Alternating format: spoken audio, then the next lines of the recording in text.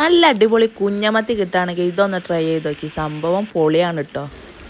എനിക്ക് ഏതായാലും നല്ല അടിപൊളി കുഞ്ഞമത്തി കിട്ടിക്കണം. അത് നല്ലോണം ഞാൻ വൃത്തിയാക്കി വെച്ച് ഇതിലേക്കായിട്ട് കുറച്ച് വെളുത്തുള്ളിയും ചെറിയുള്ളിയും നമുക്ക് ഇടിച്ച് മാറ്റി വെക്കാം. എന്നിട്ട് ഒരു പാൻ എടുത്തിട്ട് ഫ്ലെയിം ഓൺ ആക്കിയിട്ടില്ല. പാൻ എടുത്ത് വെളിച്ചെണ്ണ, ആവശ്യത്തിന് മുളക് പൊടി, മഞ്ഞൾപ്പൊടി, ഉപ്പ് എന്നിവ ചേർത്ത് നല്ലോണം ഒന്ന് ആ വെളിച്ചെണ്ണയിലൊന്ന് മിക്സ് ചെയ്തെടുക്കുക. എല്ലാം കൂടി യോജിക്കുന്ന രീതിയിൽ ആ മിക്സ് ചെയ്തതിന് ശേഷം നമ്മൾ ഇടിച്ച് മാറ്റി വെച്ചിട്ടുള്ള ചെറിയുള്ളിയും വെളുത്തുള്ളിയും കൂടി ഇട്ടിട്ട് അതും നല്ലോണം മിക്സ് ചെയ്തെടുക്കുക.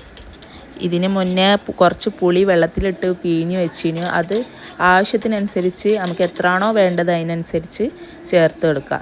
എന്നിട്ട് നമ്മൾ കഴുകി വൃത്തിയാക്കി വെച്ചിട്ടുള്ള മത്തി അങ്ങോട്ടേക്ക് ഇടാം. ഇനി ഫ്ലെയിം ഓൺ ചെയ്ത് ലോ ഫ്ലെയിമിലിട്ടിട്ട് ഇതിലാണ് നമ്മൾ മത്തി കുക്ക് ചെയ്തെടുക്കാൻ പോകുന്നത്. അതിൻ്റെ മുകളിൽ കുറച്ച് കറിവേപ്പിലിട്ട് മൂടി വെച്ച് ഒരു സൈഡ് ആവണ വരെ നമുക്ക് വേവിച്ചെടുക്കാം. ഒരു സൈഡ് ആയിന്ന് കണ്ടാൽ നമുക്ക് മറ്റേ സൈഡും തിരിച്ചിട്ട് കൊടുത്ത് നല്ലോണം വേവിച്ചെടുക്കുക. അതും മൂടി വെച്ചിട്ട് വേവിക്കുക.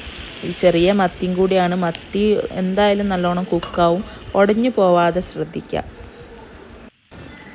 മത്തി നമ്മൾ ആവശ്യത്തിനനുസരിച്ചിട്ട് വേവിച്ചെടുക്കുക. മൊരിക്കണമെങ്കിൽ അങ്ങനെ മൊരിച്ചെടുക്കുക. എന്നിട്ട് ആ ചട്ടിയിൽ ഒരു പിടി ചോറിട്ട് കഴിക്കാനും എൻ്റെ സാറേ സ്വർഗ്ഗം. പണ്ട് നമ്മളമ്മമാരൊക്കെ ഉരുട്ടി വായ വെച്ചിരുന്ന ഒരു ഉരുള പോലെ അത്രയ്ക്കും ടേസ്റ്റാണ്. ഈ വീഡിയോ എല്ലാവർക്കും ഇഷ്ടപ്പെട്ടാൽ ലൈക്ക് ചെയ്യുക, ഷെയർ ചെയ്യുക, കമൻറ്റ് ചെയ്യുക, സബ്സ്ക്രൈബ്